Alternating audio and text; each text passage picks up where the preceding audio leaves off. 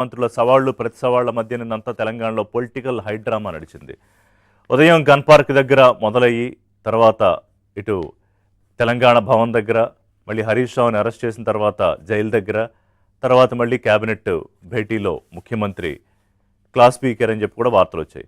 అసలు ఏంటి సవాళ్లు ప్రతి సవాళ్లు అంటే టెండర్లు లేకపోతే ఆర్థిక పరమైన పరిస్థితి, రాష్ట్రంలో అప్పులు ఊబులో కూరుకుపోయిందంటే లేదు మీరున్నప్పుడే ఇన్ని లక్షల కోట్ల అప్పులు చేశారని. సరే ఏ రాష్ట్రమైనా ఎంతో కొంత అప్పులు చేయక తప్పదు. ఆ తర్వాత కంటిన్యూస్ గవర్నమెంట్ అప్పులకు సంబంధించి కొంత తీర్చుకోవడం వడ్డీలు కడుతూ ముందుకు వెళ్లాల్సిన పరిస్థితి.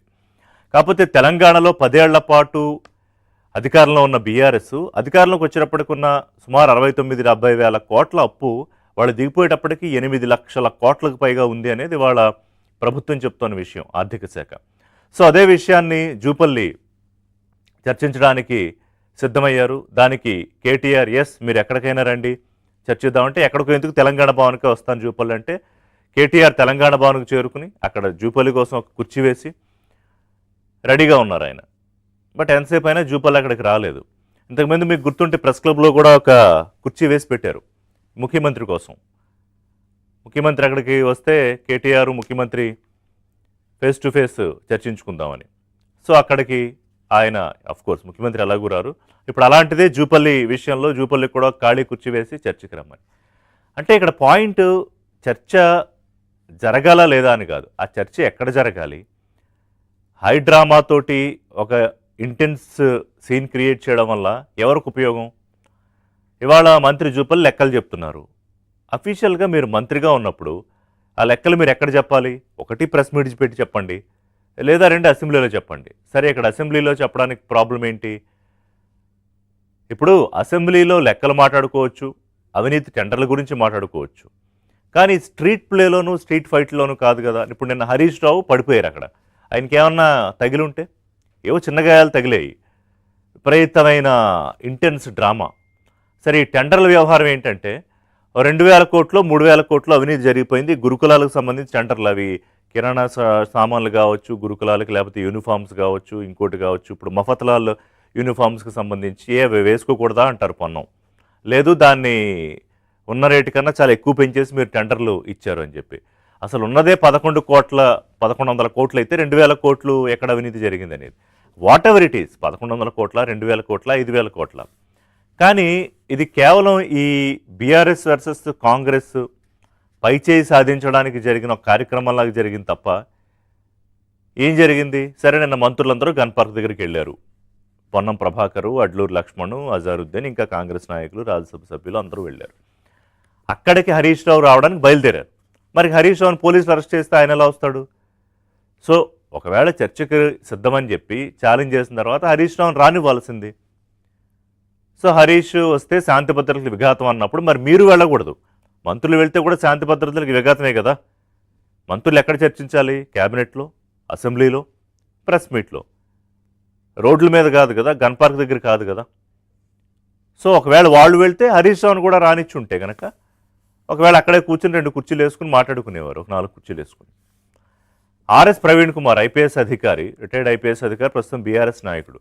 ఆయన లేవనెత్తిన వివాదం ఇదంతా యాక్చువల్గా చెప్పాలంటే. ఆఫీసర్గా ఉన్నప్పుడు ఆయన పంధా వేరు, ఇప్పుడు ఆయన రాజకీయాల్లోకి వచ్చాక రెచ్చగొట్టడాలు, మాట్లాడాలు. గతంలో బీఆర్ఎస్ని లేకపోతే కేటీఆర్ని కేసీఆర్ని విమర్శించినంత ఎవరు విమర్శించలేదు. ఇప్పుడు ఆ పార్టీలో ఉన్నారు కాబట్టి ఆయన ఇంకొక ధోరణి తీసుకుంటారు. సో ఇవాళ గురుకుల టెండర్లు, నిజంగా మీకు ఆ విద్యార్థుల మీద ప్రేమ, ఆ గురుకులాల మీద దాని అభివృద్ధి కోసం కమిట్మెంట్ ఉంటే పద్ధతి ఇది కాదు కదా. ఇద్దరికి మంత్రులైనా బీఆర్ఎస్ నాయకులైనా కూడా. ఇక కేటీఆర్ ముఖ్యమంత్రిని, మంత్రుల్ని, వారి స్థాయిని, మీకు మనుషులంటే ఇష్టం లేకపోవచ్చు, రేవంత్ రెడ్డి అంటే, అయితే ఇంకోళ్ళంటే ఇష్టం లేకపోవచ్చు, కానీ వాళ్ళు ఉన్న పదవి ఏంటి? ముఖ్యమంత్రి పదవి, మంత్రుల పదవి. వాడు వీడు అని మాట్లాడడం, మంత్రులు పట్టుకుని వెధవులు అనడం, అది ఎంతవరకు కరెక్ట్? అది ఉందా? బయట ఉంటే ప్లే చేయండి. కేటీఆర్ బయట చర్చ అని మీరే పిలుస్తారు, లొకేషన్ మీరే చెప్తారు, పారిపోయేది మీరే. చేతగాని వెధవలు ఎవరో ఈ రాష్ట్రంలో ఇవాళ ప్రజలందరూ చూస్తూ ఉన్నారు. ఇప్పటికి కూడా నేను జూపల్లికి చెప్తా ఉన్నా, అక్కడే ఉండు గన్ పార్క్లో, మేము వస్తాం. మళ్ళీ నీ పోలీసుల్లో పంపి అరెస్ట్ చేయించి మేము వాళ్ళు అరెస్ట్ చేస్తే మాకేం సంబంధం? ప్రభుత్వాన్ని నడుపుతున్నారా, సర్కస్ నడుపుతున్నారా? అరెస్ట్ ఎవరు చేస్తారు, ఎందుకు చేస్తారా నాకు అర్థం కాదు. సర్కార్ నడుపుతున్నారా, సర్కస్ నడుపుతున్నారా? మీరు చర్చ అని మీరే పిలుస్తారు, లొకేషన్ మీరే చెప్తారు, పారిపోయేది మీరే. చేతగాని వెధవలు ఎవరో ఈ రాష్ట్రంలో ఇవాళ ప్రజలందరూ చూస్తూ ఉన్నారు. ఇప్పటికి కూడా నేను జూపల్లికి చెప్తా ఉన్నా, అక్కడే ఉండు గన్ పార్క్, మేము వస్తాం. మళ్ళీ నీ పోలీసులు పంపి అరెస్ట్ చేయించి మేము వాళ్ళు అరెస్ట్ చేస్తే మాకేం సంబంధం? ప్రభుత్వాన్ని నడుపుతున్నారా, సర్కస్ నడుపుతున్నారా? అరెస్ట్ ఎవరు చేస్తారు, ఎందుకు చేస్తారా నాకు అర్థం కాదు. సర్కార్ నడుపుతున్నారా, సర్కస్ నడుపుతున్నారా? మీరు సరే, మీరు సర్కార్ నడుపుతున్నారా లేకపోతే సర్కస్ నడుపుతున్నారా? ఓకే, ఇలాంటివన్నీ రాజకీయమైన ఆరోపణలు చేసుకుంటూ ఉంటారు సెటగిరీ. కానీ వెధవులని అండం ఏంటి?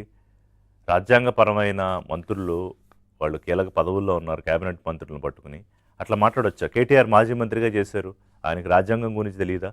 పార్టీ వర్కింగ్ ప్రెసిడెంట్గా ఉన్న కేటీఆర్ ఈ స్థాయిలో మాట్లాడడం, ముఖ్యమంత్రిని పట్టుకుని వాడు వీడు అంటాం, అది ఏం సంస్కారం అది?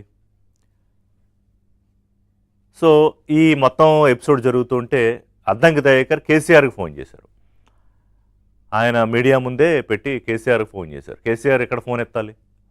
కేసీఆర్ ఫోన్ ఎత్తి వస్తున్నాను నేనని చెప్తారా? సో ఇదేంటంటే అంతా ఒక తెలంగాణలో మొత్తం నిన్న ఒక high intense political drama create చేశారు. అది బీఆర్ఎస్కి ఏమన్నా కొంత మైలేజ్ రావచ్చు. మంత్రులు ఇదిగో మా దగ్గర మొత్తం ఇన్ఫర్మేషన్ అంతా రెడీగా ఉంది, మేము సిద్ధంగా ఉన్నాం దేనికైనా అని చెప్పడానికి పనికి రావచ్చు. కానీ పావుల ఉపయోగం లేని కార్యక్రమం ఇదంతా ప్రజల విషయంలో ఆ యాంగిల్ నుంచి చూసినప్పుడు.